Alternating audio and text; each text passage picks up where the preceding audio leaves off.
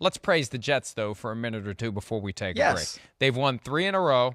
They're 4-2, best start since 2015. They're 3-0 on the road since 2000. That's the first time since 2010. They're on track to make it back to NBC for the first time since the butt fumble game of Thanksgiving of 2012. That's how good the Jets are right now. I need to pull up the schedule and see what some of these games look like. I remember when we saw, now not that the Jaguars are holding up their end of the bargain, but I saw Jets-Jaguars for a Thursday night game on Amazon coming up late in the year, and I have a feeling Al Michaels isn't going to show up for that one. Maybe he will now, since the Jets are far better than anyone thought they would be this year.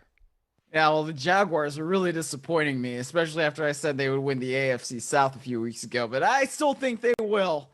Right now, man, they're not getting it done. But yeah, you're right about the Jets. Like I said, they are bullying teams, especially with the run. They finished with 179 rushing yards, and I don't necessarily expect to see that. I think that Zach Wilson's got to play a little bit more consistently. I mean, he's still making some throws where we're like, whoa, buddy, let's chill a little bit here.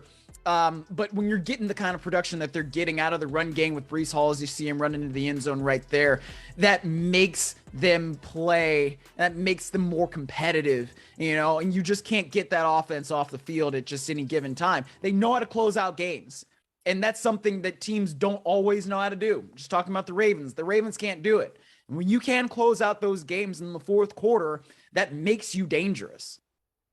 They've got a trip to Denver to take on the Broncos, who will be coming off of that short week Monday night. It's one of the rare Broncos games that is not being televised standalone. Rematch of the 1998 AFC Championship game, by the way. And then back-to-back home games before the bye, Patriots and Bills coming to MetLife Stadium. So we're going to learn more about the New York Jets here over the course of the next few weeks. But it's amazing to see. And I talked to Quinnen Williams after the game because he's really coming into his own as the guy they thought they were going to be when they made him a top 5 pick. And I asked him why the team's better and why he's better, and the answer to both was rattling off the names of all the great players around him that are making him better. It's easy to be great when you have great players around you and you're not the focal point of the offense. We had the blocked field goal yesterday from Quinnen Williams, big push up the middle. He was disruptive. He was in the backfield. He was great all day long. And Robert Saleh praising him after the game. This is a guy who may not just be a Pro Bowler. He may be an all-pro defensive tackle this year. Incredible performance by Quinnen Williams in Week 6 against the Green Bay Packers, Miles. And just a sign of what the Jets are becoming. Credit to Joe Douglas systematically putting together a roster that is finally paying off. We were wondering, when's it going to pay off? When's Douglas going to be in trouble? We know Woody Johnson can be, I don't want to say rash, but not as patient as other owners. And it's easy to be patient when you're, winning some football games. But these Jets, off to a great start. The team finally coming together. Robert Saleh's message getting through. And it all started with that Week 2 game against the team that I can't remember who they beat that week. I don't either. No. I don't remember what you're talking about there. What team is that? I don't know. I don't know. But they did it. They did it in Cleveland, and then they did it in Pittsburgh. I still, that astounds me more than anything that the Steelers would blow a 10-point lead at home in the fourth quarter to anyone, especially to the Jets. I mean, you think about what the Jets have done. They have won at the field formerly known as Heinz. They have won at the field currently known as Lambeau. That is impressive. We have to start thinking about the Jets differently. And Sauce Gardner, one of the big reasons why the team is so much better this year, there's been a lot of cheese disrespect recently.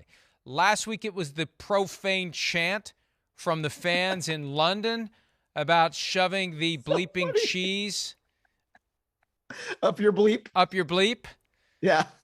And now it's Sauce Gardner, hopefully with not any cheese, that actually ended up in that destination, on his head, wearing a cheese head. We've never seen that. Of all these years, 30 years now, the cheese head has become the favored prop of the Packers fan. I can't remember a time where the Packers lost a game convincingly and a member of the opposing team dared to defile the cheese head. And there's Sauce Gardner. That is just awesome. Parading around Lambeau Field with a cheese head. I don't even know where he got it. Maybe a fan threw it down on the field in disgust after the game. But Sauce Gardner had it on until Alan Lazard decided he had enough. Over in the tunnel, he popped it off of his head, which didn't spark a fracas or anything. And I think Lazard did it kind of good-naturedly. But that's unprecedented to see. It's almost on par with the Titans in 2008 desecrating the terrible towel, and that did not go well for the Titans. They had a curse that lasted for years thereafter. I have a feeling that this is not going to hurt the Jets. This is the Jets asserting themselves to the world. We're here, baby. We're taking over. And you Packers and cheeseheads, you get out of the way, because it's a new age in the NFL, and both New York teams are good for the first time in a very long time. Well, I know they do like cheese sauce up there in Wisconsin, but I don't know that that's exactly the kind of cheese sauce that they like. There you go. Yes, they don't like that cheese sauce. Well done. But All right, let's take a break. Superlatives, and not the cheese sauce line from Miles. That will not be one of them. With some other superlatives from Week 6 when this Monday edition of PFT Live, presented by Google Pixel, continues right after this. Hi, it's Mike Florio. Thanks for watching PFT on YouTube. Hit subscribe for the latest news and analysis from Pro Football Talk.